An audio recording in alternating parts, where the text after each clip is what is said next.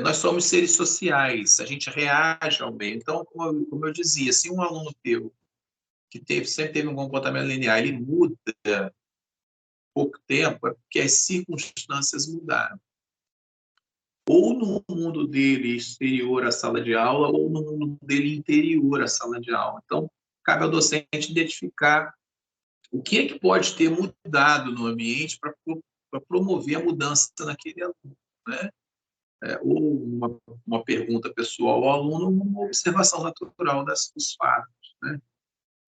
Nós somos seres sociais. Como somos seres sociais, nós nos sentimos seguros, confortáveis e felizes como nós estamos num meio social de aceitação. Grupos, determinado grupo social, eles são parecidos na vestimenta, na fala, no comportamento, nos costumes, né? Um outro grupo social não tem as características daquele anterior que eu citei, mas eles têm as características próprias uns dos outros. E se eu me agrego a determinado grupo social, automaticamente eu sou transformado por aquele grupo. Porque eu, para ser aceito, eu preciso ser igual ao grupo. Na teoria dos conjuntos da matemática, ela diz que o todo não existe sem as partes, e as partes não existem sem o todo. Então, somos todos partes uns dos outros, né? E isso é muito importante da gente sempre observar. Um grupo saudável em sala de aula é um grupo coeso, onde as pessoas não são iguais, não pensam necessariamente da mesma forma. Isso não é ruim, não, isso é bom, né? Mas onde há uma coesão, onde há uma adequação, um respeito, uma proximidade, e não uma imposição de que um seja igual ao outro, mas que haja um respeito um pelo outro, né? Então, quando pacientes foram curados através do diálogo, bate-papo com Freud, conversa, melhor dizendo, o Freud usou essa técnica, né, mas o seu precursor foi o Joseph Breuer, que era um médico e fisiologista austríaco, cujas obras lançaram as bases da psicanálise, né? Embora quem tenha sido o pai da psicanálise foi Freud. E a morte de um colega de Freud foi traumático para ele, porque esse colega morreu com uma dose excessiva de antidepressivo, que o mais usado na época era justamente a cocaína. E ele viu-se levado ao abandono das técnicas de hipnose e de drogas para criar um novo método, que era a cura através da fala, ou seja, a psicanálise, que utilizava a interpretação de sonhos e a livre associação de ideias como vias de acesso ao inconsciente. Para Freud, ele entendeu que o sintoma não era o problema, mas sim o que gerava o sintoma. Eu vou dar um exemplo. Você vai ao médico com dor de cabeça. Não adianta você... E às vezes você está com dor de cabeça, você tá brigando com o sintoma, essa porcaria dessa dor de cabeça, essa droga dessa dor que não passa. Isso não vai fazer a dor melhorar, vai piorar a dor, né? Você vai ficar estressado, a dor pode aumentar. E a gente briga muito com os sintomas. A gente tem que procurar investigar a causa do sintoma, né? E essa investigação do inconsciente é buscar a causa do sintoma. Na Bíblia, por exemplo, o apóstolo São Paulo, ele diz uma coisa muito interessante. Ele fala assim: o bem que eu quero fazer eu não faço, e o mal que eu não quero eu faço. Ele fala de uma luta interior que ele chama de carne contra o espírito, razão, emoção, enfim, tantas coisas. Foi a forma que ele compreendeu o entendimento de sua época para falar do que a gente está falando hoje. Nem tudo que você quer você consegue fazer, nem tudo que você não quer você consegue não fazer, que existem outras forças agindo na gente, né? E essas forças vêm da nossa mente inconsciente, de tudo que está mergulhado lá e você não tem acesso ao consciente. Se não me engano, foi Jung, um psicanalista notável contemporâneo de Freud, que disse: você pode até negar a existência do inconsciente, mas ele vai gritar até ser ouvido. E como que o inconsciente grita? Através de sintomas comportamentais ou fisiológicos, né? Então, vejam bem, Essa livre associação de ideias é simplesmente o fato da pessoa falar sobre o que ela quiser, livremente. Ela pode falar de alhos e mudar para bugalhos, não há problema. Freud percebeu que quanto mais a pessoa falava livremente, quanto mais ela conseguia falar com alguém, um profissional especializado sem filtros, mais fácil era a fluidez dessa fala e mais a pessoa se curava. Né? E um bom psicoterapeuta, ele vai perceber na fala da pessoa o que é só fala de resto do dia e o que é registro inconsciente que está saindo para que possa fazer a psicanálise, a análise dessa psique inconsciente para entender o que está guardado lá no passado, desde a mais tenra infância, está gerando os traumas e os problemas, os transtornos na vida adulta. Eu lembro, minha mãe, por exemplo, tinha aracnofobia. A minha mãe, já adulta, se ela visse na TV uma aranha, um documentário da TV ou um filme, ela se arrepiava toda e saía da sala. Ela não conseguia ficar na sala, mesmo com a aranha dentro da televisão. Só a imagem, é claro. E de onde isso vem? Minha mãe morava no interior do Espírito Santo, uma pequena fazenda da época lá, dos anos 40, 50, não tinha luz elétrica, era uma vida rural bem anterior à vida rural de hoje. E na época, o costume das casas, principalmente na roça, era que os banheiros fossem do lado de fora. E como era uma zona rural, havia a fauna e a flora típica desses tipos de locais bucólicos, né? E minha mãe contava que perto dos currais costumava ter, debaixo das madeiras, às vezes aranhas, aquelas caranguejeiras, que tem peçonha, mas não é uma peçonha que pode matar um ser humano, e normalmente elas não atacam os seres humanos. E minha mãe tinha muito medo de aranha, porque ela era pequenininha, ela tinha medo, e ela precisou ir ao banheiro de noite. E a irmã dela, minha tia, uma irmã mais velha, pegou uma aranha caranguejeira e jogou para dentro do banheiro, e foi um pânico para minha mãe. O cérebro da minha mãe registrou aquela experiência traumática, pânico, presa ali dentro, no escuro, praticamente, com uma aranha. Para ela era um monstro, né? E gerou nela, o cérebro dela registrou aquilo como uma situação de pânico, que uma aranha pode destruir você. E isso acompanhou minha mãe por toda a vida. Ou seja, esse registro, esse pânico ficou no inconsciente. Conscientemente, a mente dela sabia que ela estava vendo só um documentário na TV, mas o cérebro registrou que diante de uma aranha foge que ela vai te matar, né? Então, isso faz a gente entender bem isso. E a livre associação de ideias permite que esses registros inconscientes eles possam emergir à consciência, né? E isso promove, entre aspas, a cura. O próximo, por favor.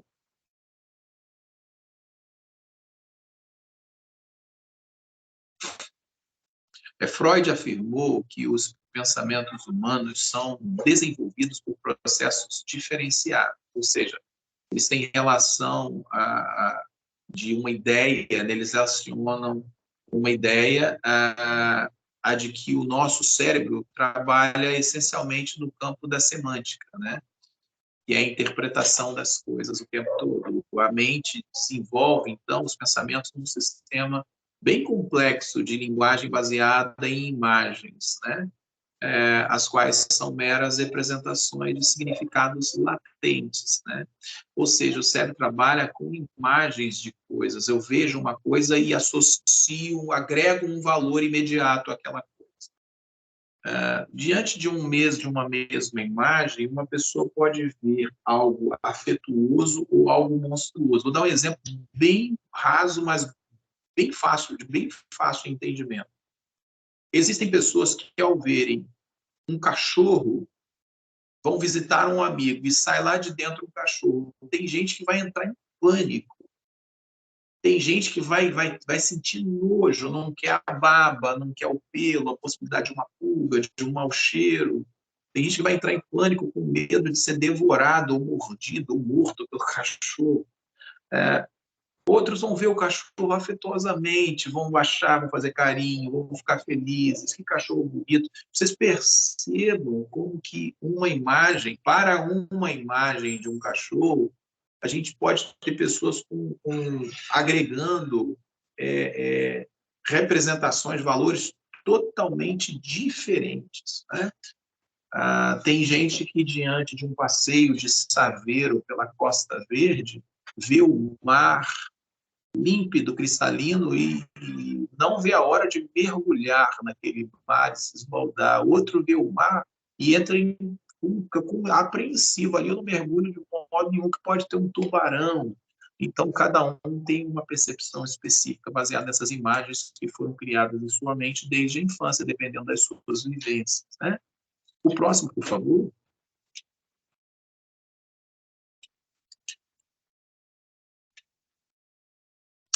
A consciência humana subdivide-se em 3 níveis, tá? No nosso nível consciente, né?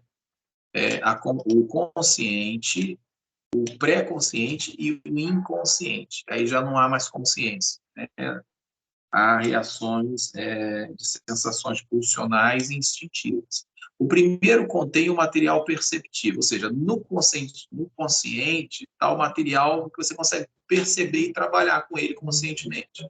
O segundo é o material latente, está dormindo ali, mas não está morto. Mas ele é passível de emergir à consciência com certa facilidade, né? Então, está no inconsciente, vem e volta. Às vezes, você já almoçou, acabou de comer uma feijoada, e daqui a meia hora, 1 hora, vem uma vontade de comer uma bolacha de chocolate, tomar um pote de sorvete, comer uma barra de chocolate. Não é fome. Isso é algo que veio da tua inconsciência e emergiu para te dar algum prazer. Provavelmente porque você teve algum desprazer naquele dia, o cérebro quer compensar te dando algum prazer com recompensa imediata. Isso serve para várias outras coisas, pulsões sexuais, pulsões para compras, para jogos, para algum vício, álcool, drogas ou outra coisa qualquer, enfim.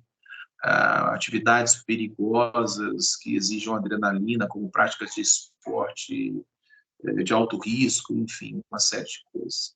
E o terceiro, que é o inconsciente, contém um material da nossa mente de difícil acesso, né? E é um conteúdo mais profundo, né? Que ficou guardado lá dentro, que está ligado aos instintos primitivos de todo ser humano. Tá? O próximo, por favor.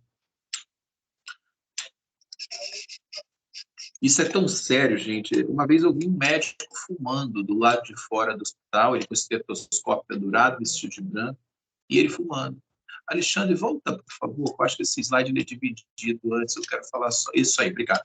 E o médico fumando, eu achei tão absurdo aquilo, porque se tem alguém que sabe que não pode fumar, é médico, que faz mal para a saúde. O médico estava fumando. Por que o médico estava fumando? Porque o desejo do prazer que o cigarro lhe dava era maior do que a sua, inconscientemente, esse instinto, esse desejo de ser feliz ao fumar, era muito maior do que a consciência e o entendimento, a compreensão e a sabedoria, né, que ele tinha como médico, de que aquilo podia matá-lo, poderia matá-lo.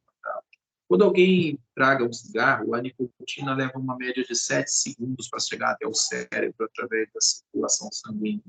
Ela é absorvida pelos pulmões e, através dos pulmões, chega na circulação sanguínea, que chega ao cérebro em aproximadamente 7 segundos. Ao chegar no cérebro, a nicotina ela promove um estímulo para que o cérebro produza hormônios do bem-estar e da felicidade, serotonina, endorfina. E depois vem a dopamina, que é aquele hormônio que dá aquela sensação de realização. Portanto, quando alguém diz assim, eu estou nervoso, eu preciso fumar, a pessoa está falando sem saber o porquê, mas ela está falando algo muito certo. Também é válido quando a pessoa que para de fumar, ela diz, poxa, parei de fumar e engordei. Sim, porque o cérebro buscou uma compensação de prazer. Se ela parou de fumar, o fumo lhe trazia tranquilidade, ela descansava. Agora o cérebro vai procurar outra função de prazer, de recompensa imediata. Provavelmente, normalmente, é a comida. Por que a comida? O fumo se traga pela boca e a comida também se absorve pela boca. Então, é uma compensação próxima, né? São coisas que a gente tem que ter muita atenção. Vamos lá, o consciente aqui está bem pequenininho para mim. Eu vou dar um jeito, só um minutinho. Deixa eu botar aqui na minha lente de aumento do meu celular. Cadê?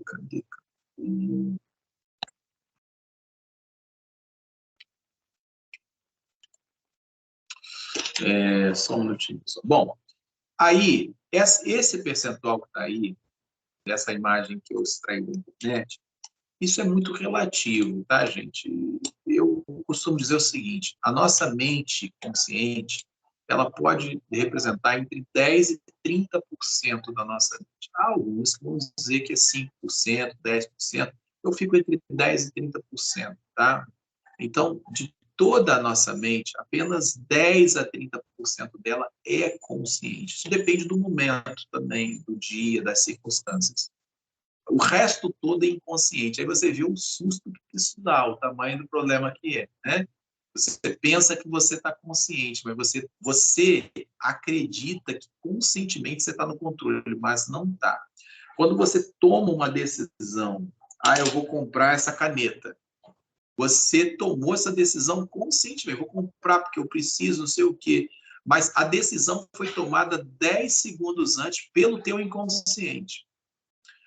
Tem muitos aspectos envolvidos com a compra dessa caneta, a cor dela, o formato, a marca, o tipo de escrita. Por exemplo, você não vai ao cabeleireiro para fazer o cabelo, você, Alexandre, não vai ao barbeiro para cortar o cabelo, você não entra numa loja para comprar roupa. Aí eu coisa assim, mas como não, Evandro? Eu vou no barbeiro para cortar o cabelo, eu vou no cabeleireiro para fazer o cabelo, vocês podem dizer para mim.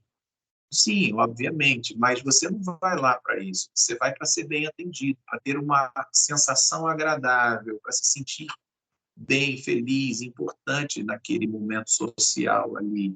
Tanto que a gente tem a tendência de voltar no barbeiro, no cabeleireiro, na loja, onde nos sentimos bem tratados, um ambiente confortável, agradável. A gente não volta onde a gente não quer voltar onde a gente não se sente confortável e bem quisto, porque somos seres sociais, né? Então, essa escolha é inconsciente. Às vezes você não sabe por que isso se dá, mas é inconsciente. Então, vamos lá. Na mente consciente estão os nossos objetivos de vida, a nossa razão, a nossa análise crítica das coisas, as sensações das coisas, dos estímulos que a gente recebe, as nossas reflexões estão na mente consciente, os nossos pensamentos, se você está pensando em algo, você está pensando conscientemente. A nossa memória funcional é a memória que a gente usa para trabalho e para coisas que vão trazer um resultado objetivo para qualquer coisa. E a nossa força de vontade, o desejo de fazer alguma coisa, né?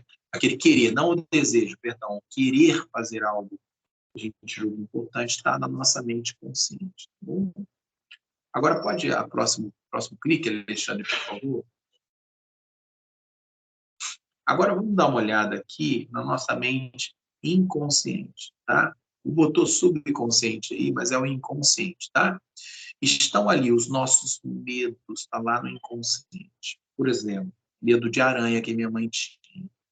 Tanto era inconsciente que mesmo a aranha na televisão, no documentário, ela saía da sala, ela não aguentava ver. Os nossos traumas estão no inconsciente, as nossas fobias, que é o medo patológico, os nossos desejos, as nossas compulsões, as nossas crenças limitantes estão lá. A nossa autopreservação também está lá. Por que minha mãe saía da sala? Porque a mente inconsciente dela acreditava que aquela aranha ali, mesmo no documentário na TV, poderia causar algum dano a ela. A nossa ociosidade, os nossos hábitos estão lá, as nossas emoções, as nossas fantasias e as nossas memórias de longo prazo estão lá, tá? Então, vamos agora aqui, como tinha que eu cliquei.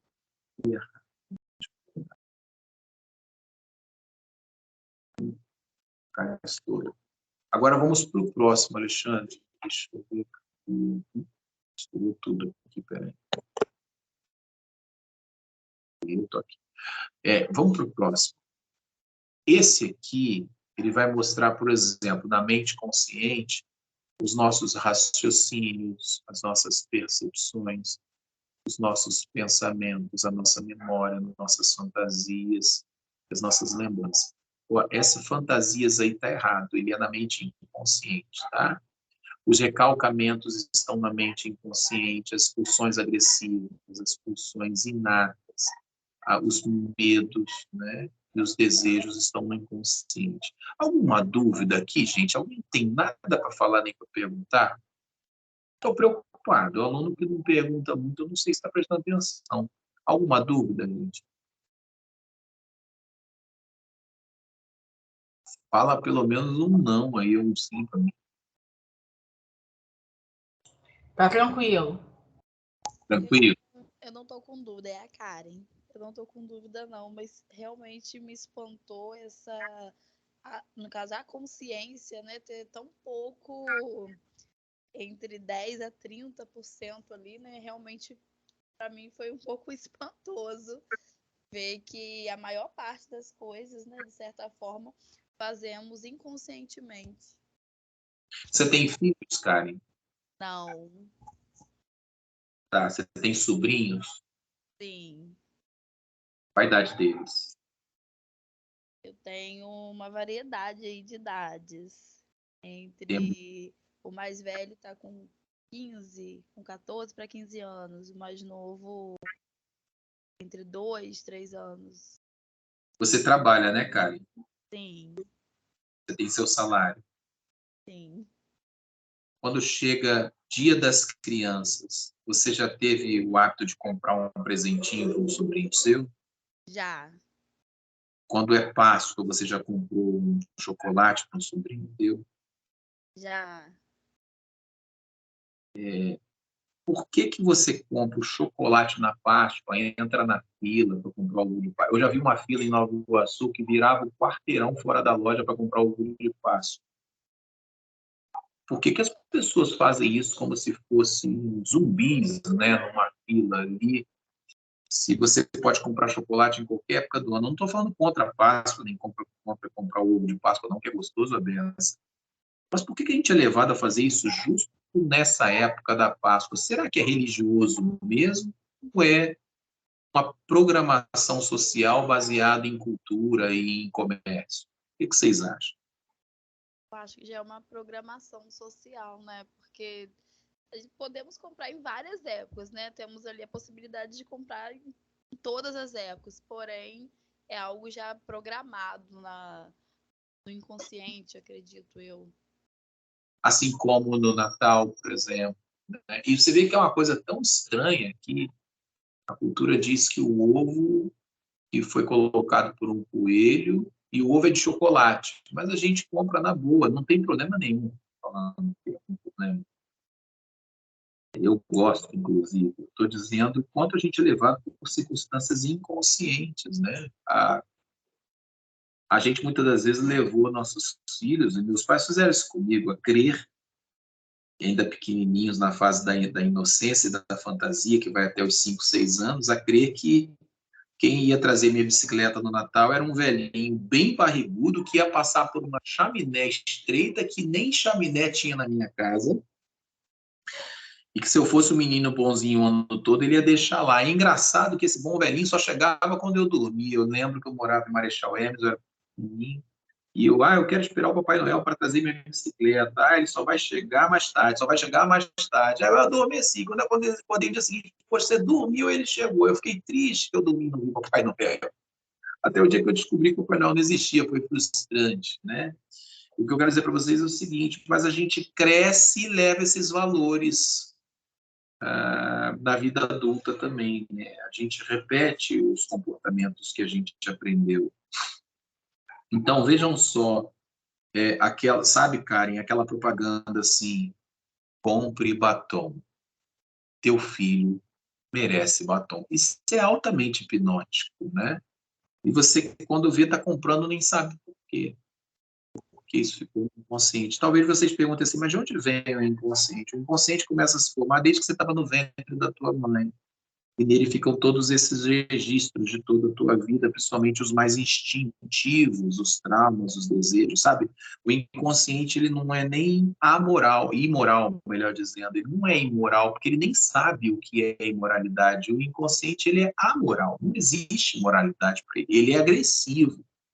toda criança já nasce com o inconsciente forte, e o consciente ainda vai se formar, né? Por isso que a criança mete o dedo no bolo, o adulto já tem os filtros da consciência para não fazer aquilo, mas o desejo de meter o dedo no bolo está lá, né? Enfim, obrigado, Karen. Realmente é assustador você descobrir que a sua vida é regida por uma mente inconsciente que pode representar até 90% do que você é. E você acha que você está no controle, mas quem está no controle é o teu inconsciente. Interessante, né? Quem está no controle, não, né? Quem gera os estímulos é o teu inconsciente. Vamos em frente ao próximo.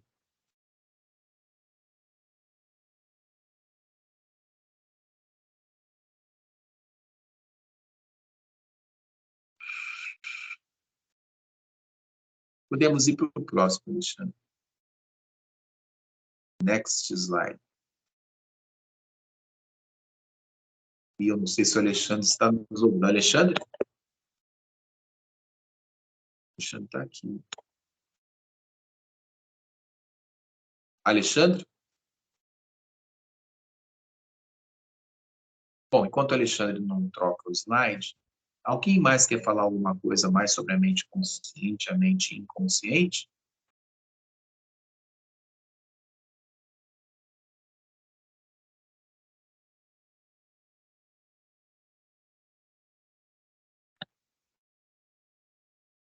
Juliana, Luana, Aline, participa aí, gente. Querem acrescentar alguma coisa ao que a Karen falou, ou o que eu falei até aqui?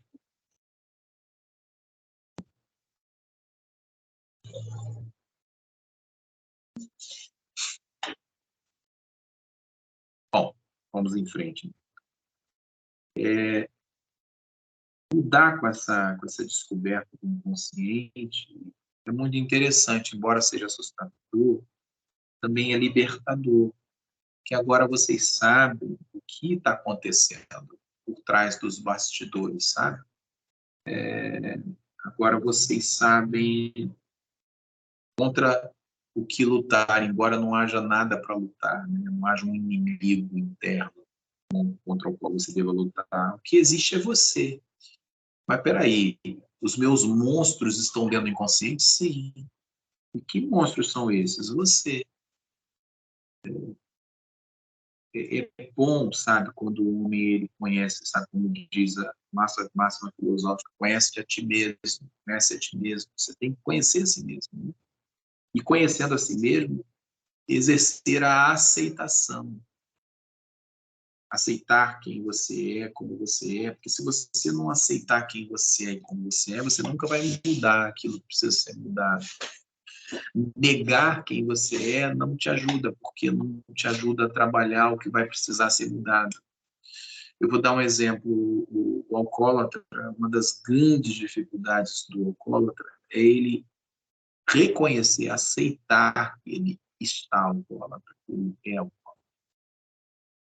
Essa é a grande dificuldade das famílias que têm um alcoólatra dentro de casa. Ele não aceita, não reconhece que é.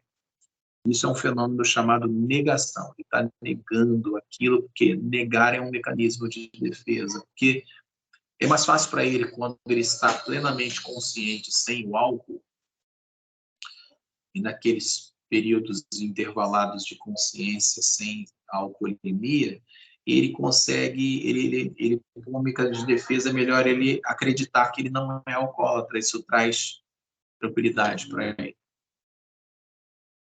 No entanto, quando ele reconhece, aceita, dadas as dores que ele começa a enfrentar na vida e as perdas,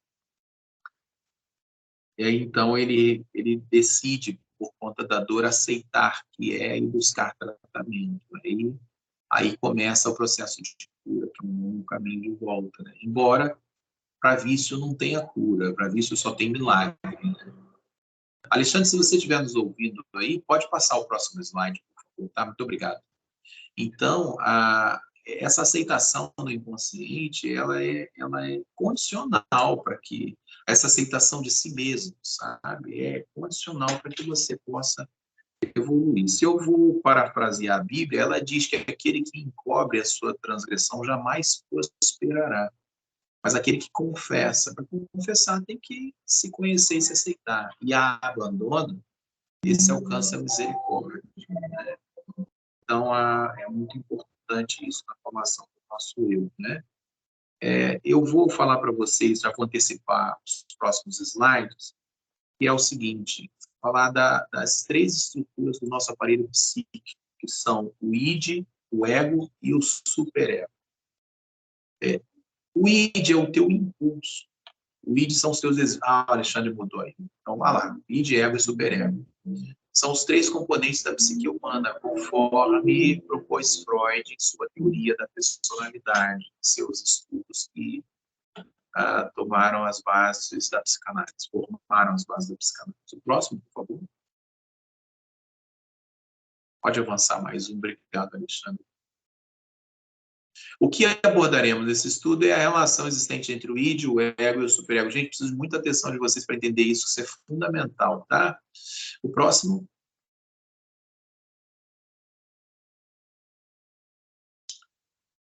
Olha essa charge. As aventuras do filho de Freud. Deixa eu aumentar aqui. Esses são três personagens, né, da tirinha. Esse aí, ajustadinho, com o cabelo penteadinho, tá arrumado adequadamente, tá conversando com um bem troglodita, com a clava na mão, né, cabelo todo despenteado, e um outro que parece um super-herói, né, assim, meio forjado, com a cueca na cabeça, uma capa de toalha no pescoço, mas tudo bem, são personagens. Esse primeiro, à esquerda, ele diz assim, id, superego, o que estão fazendo aqui? Então, vamos entender que esse bonequinho com a roupinha azul, ele é o ego, tá? E ele está conversando com o id, que é o que está com a clava na mão, impulsivo, agressivo, né? E o outro é o superego, que é o perfeitinho.com, né? Que é uma utopia. Então, vamos lá, o próximo.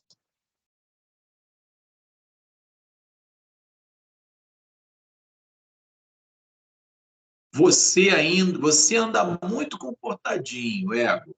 Precisa fazer o que quer e o que gosta. Olha o id aí, ó, gritando. O que importa é ser feliz. Tudo é válido se você é feliz. Né? Isso aí é o id, pulsante, né, desejante, alegria pela alegria, felicidade pela felicidade, inconsequente. Né?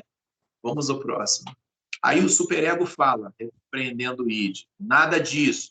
Ele está travesso e bagunceiro. Até demais. O que seu pai deve estar pensando de você? Olha que fantástico.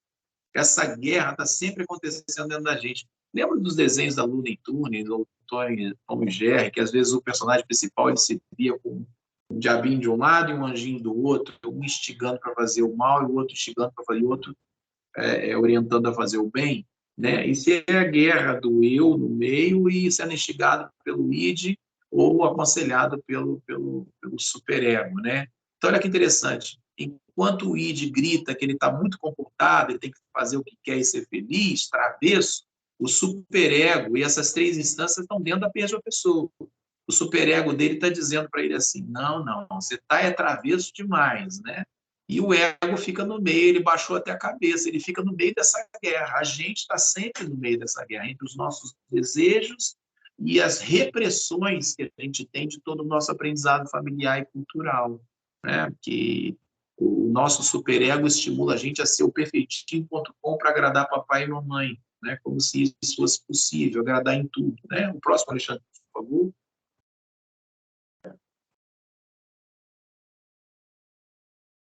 O id é o componente arcaico e inconsciente das energias mentais da nossa psique que gera toda a dinâmica do comportamento humano. Sem id, ninguém é feliz, pessoal. Sem id, eu não vou na montanha-russa, mesmo sabendo que ela vai me deixar em pânico. Sem id, eu não tomo sorvete, mesmo sabendo que faz mal. Sem id, eu não faço financiamento, mesmo sabendo que vou pagar juros absurdos. Enfim, o id, sem id ninguém é feliz. Só que o id sem controle bota você num poço sem fundo, num buraco sem fundo, e é uma porcaria, né? Vida louca, como dizem, né? Então, a gente tem que ter... Quem é que vai equilibrar essa relação? é o ego, que é a nossa personalidade que se desenvolve na medida que a gente amadurece. A gente nasce id, depois a gente desenvolve o ego e, por fim, o superego, na fase mais adulta. Pode avançar, por favor? Estudos mostram que os homens, por exemplo, só amadurecem depois dos 50 anos. Olha só. Vamos lá. Os impulsos cegos e impessoais, devotados à gratificação direta e, tanto quanto possível, imediata do instinto sexual ou a libido, né? Porque para Freud, libido era ligada muito aos instintos sexuais. Depois Freud viu que o libido era todo o desejo que o ser humano tem, qualquer coisa, né? Estreitamente vinculados às necessidades primárias da pessoa, tais como comer para não sentir fome, beber para não sentir sede, dormir para que não morra, e o ato sexual para que a espécie não morra. São os 4 subpulsões básicas que todo ser vivo tem, né? Vamos para frente, a próxima. Temos, então, que o id é o verdadeiro inconsciente, ou parte mais profunda da psique. O id representa o nosso inconsciente. Olha ele aí falando de novo. Você anda muito comportado, o ego, personalidade, Evandro. Você precisa fazer o que você quer e o que você gosta. O próximo. O id está todo o tempo pulsante para isso, né? O id faz você está no meio, né? O id faz você ver aquele doce, suculento, cheio de açúcar, gorduroso, e o id diz assim, eu quero isso agora. Aí o ego diz assim, mas será adequado você comer isso? Vai te fazer mal. E o superego já entra em cena e já bota o pé na porta e fala, melhor não. É essa guerra que a gente fica o tempo todo. Quem vai dirimir esse combate é o ego. O gasto psíquico do ego é muito grande. Os níveis de consciência estão distribuídos entre essas 3 entidades que formam a mente humana. Vamos lá, o próximo. E são justamente, né, o id, o ego e o superego. Tá? O próximo.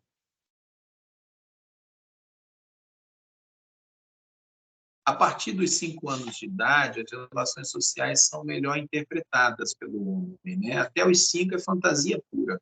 Se você faz uma festa da Frozen, entra uma Frozen bem assim, caricata, não tem nada a ver com a Frozen, mas a menina acredita que é a Frozen, que é a fase da fantasia. O próximo.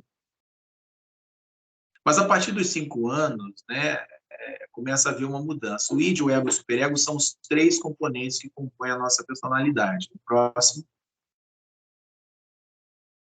Eles representam a impulsividade na figura do id, a racionalidade na figura do ego e a moralidade na figura do superego. Guardem isso. Id é impulsividade, ego é a tua. Id é a tua impulsividade, ego é a tua a racionalidade e superego é a tua moralidade. Eu vou até dizer a tua hipermoralidade. Vamos para o próximo.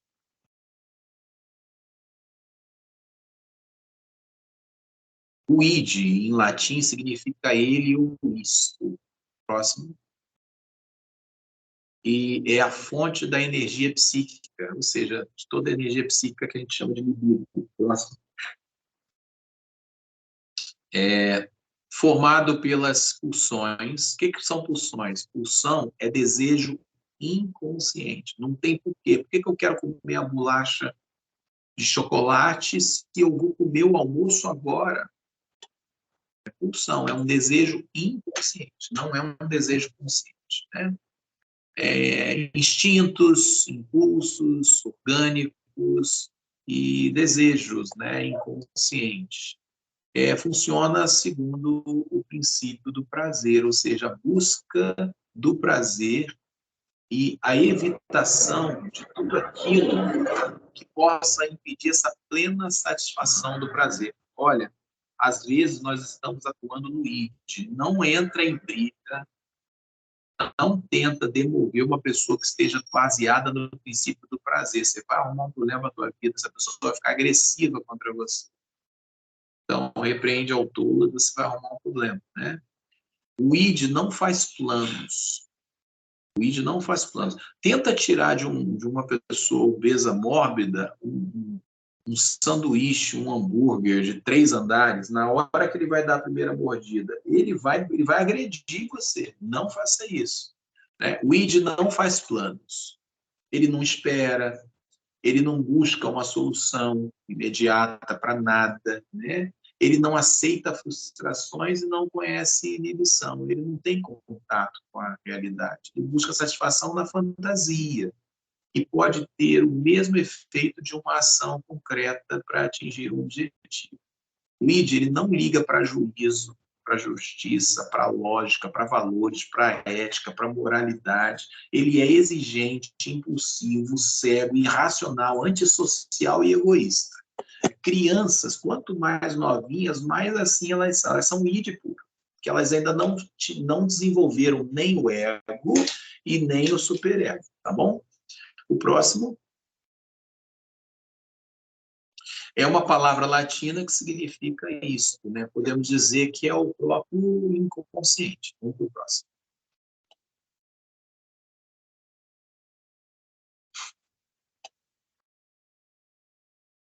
O id, ele ignora o exterior. Ele não está nem aí para quem está do lado, para onde ele está, se ele está num restaurante, se tem gente ali perto. O id não está nem aí. Não está nem aí. E o objeto único dos seus interesses é o corpo, os seus prazeres, né? A atenção aos seus desejos e as suas relações com ele. Né? É que eu tive que aumentar aqui. Dominados unicamente pelo princípio do prazer. Freud falava da hegemonia dos instintos, né? Do prazer nas fases do desenvolvimento mental, em decorrência direta do fato das duas atividades básicas da criança, né?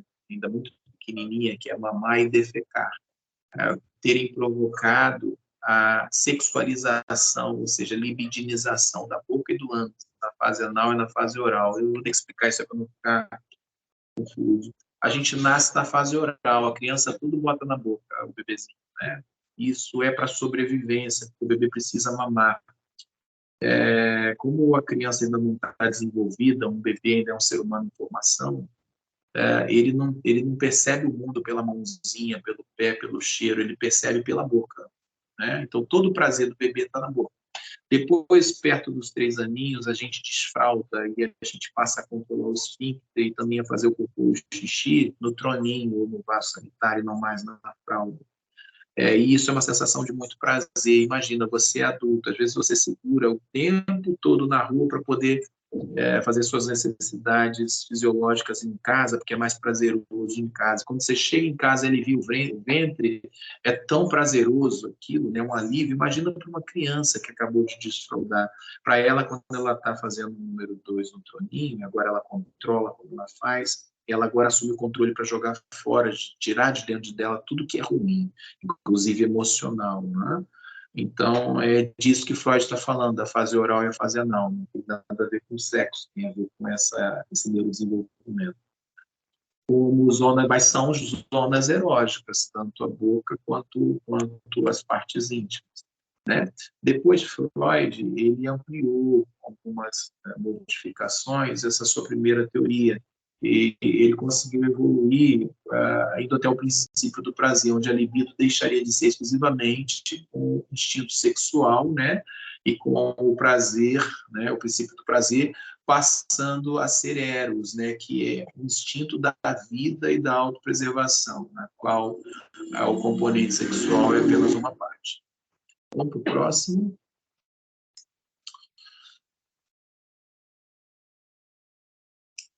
Tá, e o id. A gente já nasce com o id, conforme eu falei, plenamente desenvolvido em nós.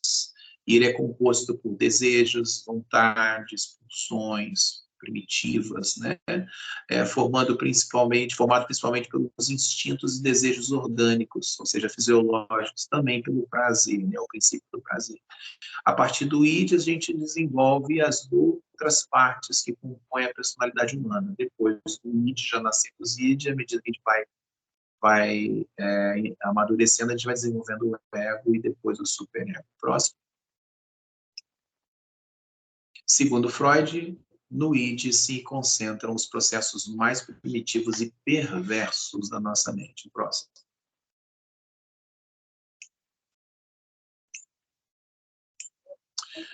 O ego surge a partir da interação do ser humano com a sua realidade, né?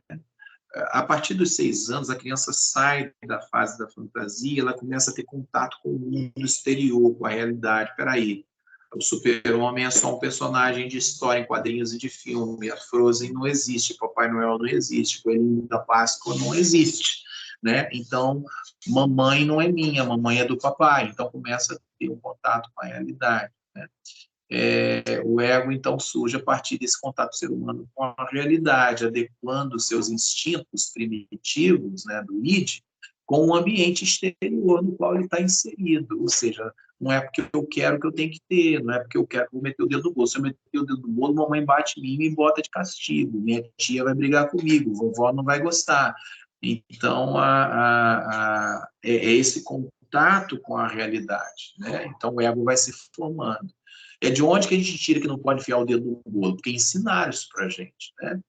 É também chamado de princípio da realidade. A gente sai do princípio do prazer, a gente entra no princípio da realidade, né? É o mecanismo responsável pelo equilíbrio da psique, né? O ego-equilíbrio, ele é o amortecedor entre o id, os impulsos, os desejos do id e as grandes cobranças, né? E padrões hipermorais do superego. Então, o nosso ego ele fica no meio entre o id, que é amoral, e o superego, que é hipermoral, né? Ele procura regular os impulsos do id ao mesmo tempo em que tenta satisfazê-los, atender ao id, né, de modo menos imediatista e mais realista. O próximo. Graças ao ego, a pessoa consegue manter a sanidade da sua personalidade, né? O ego começa, então, a se desenvolver já nos primeiros anos de vida do indivíduo, mas ele só vai aparecer com força lá na frente. Vamos mais um.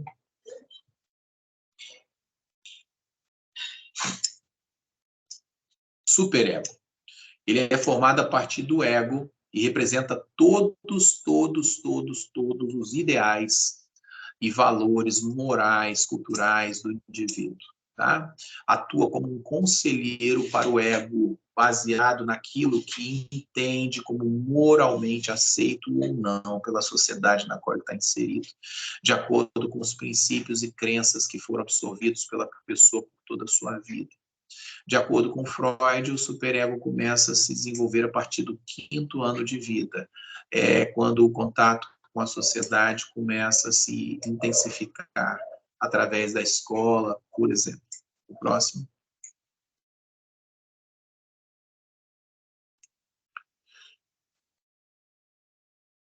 O superego é o representante de uma natureza superior, né, do eu, né, atuando no sentido de evitar punições por transgressões, ou fomentando ideias moralmente aceitas. Vou explicar. O objetivo do superego é evitar que você seja punido por transgredir uma norma moral, ética, familiar, social, religiosa. E esse medo foi implantado na nossa mente através dos ensinamentos dos nossos pais. A criança que brinca com fogo faz xixi na cama. Olha aí. Cuidado que a cuca te pega daqui, te pega de lá, cuidado com o bicho-papão. Olha, se você tirar nota ruim na escola, eu não te dou o presente de Natal. Ou seja, então o superego, ele é praticamente um regulador como defesa para que você não transgrida nenhuma lei, regra, para que você não sofra. Então, quando o id é atendido e a gente sente que transgrediu, e vem aquele sentimento de remorso, de tristeza, o superego ele é devastador, ele é esmagador, porque aí vem aquele sentimento de culpa, é horrível, né? E isso é muito difícil de lidar. O próximo. Mas isso existe para evitar que a pessoa cometa os erros de novo, né? Assim, os três componentes básicos do sistema, encontramos, estão aí, né? O id em busca de uma satisfação irracional, o ego procurando ajustar as exigências e os impulsos do id ao mundo da realidade, e o ego vai dizer assim, o id, pô, tu quer isso, ó, mas tem gente ali, pega mal, o teu direito acaba quando começa o direito do outro. A gente vê hoje uma sociedade doente. Renato Russo cantava Nos Deram Espelhos e Vimos um Mundo Doente. Hoje o ser humano não tem esses freios morais que a minha geração, quando criança, teve, as dos meus pais, né? Hoje se pensa mais em si mesmo do que no outro, né? E o superego tentando reprimir ou apoiar um impulso que for moral e socialmente reprovável ou louvável, tá? O próximo.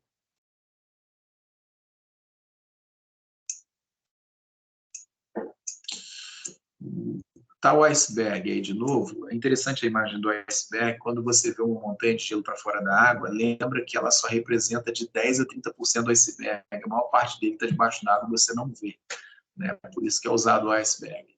Consciente, está lá o inconsciente. O id está totalmente mergulhado no mais profundo inconsciente. Consciente é o que você vê, né? Agora vamos ver o outro. E o superego, o ego está lá, né? Essa imagem, gente, tem um problema aí. O ego, ele também está na consciência, tá? Bota o próximo. E ali o superego, tá? Também vira pela consciência. Vamos para o próximo. Tem uma outra imagem que vai explicar melhor. Toma como base muito essa. Tá aí, ó. O id totalmente mergulhado na inconsciência. Vamos para o próximo. A característica do id é a impulsividade. Aí você tem lá, como eu disse, ó, ali o ego. O ego, ele tem parte na inconsciência e boa parte na consciência, porque é ele que te coloca em contato com o mundo exterior, tá? Vamos para o próximo. E o superego. Né? Perdão, o ego, ele é racionalista, ele busca racionalidade. E o superego ali, ó, ele é boa parte na inconsciência, que são os ensinamentos desde o início da vida.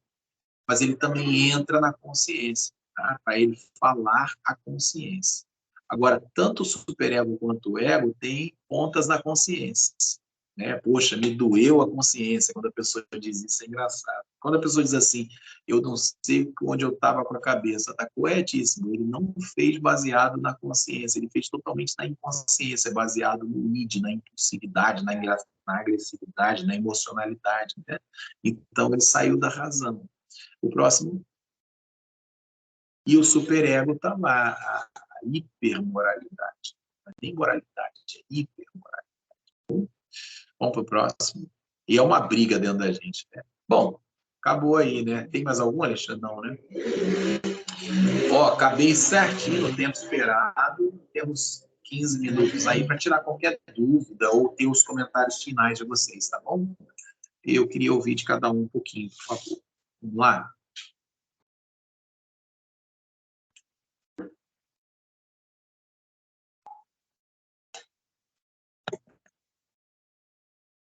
Então eu vou falar, já que ninguém falou, eu vou falar então. É a Karen. Fala, Karen. Então, eu tava aqui me autoanalisando, né? Meu Deus, como eu vou muito pelo id.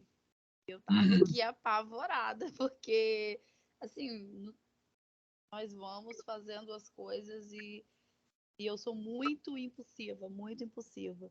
Então, eu percebi que preciso um pouco mais, né, buscar ali o ego e o superego, porque eu sou muito no id. Então, isso deixou um pouco aqui espantada.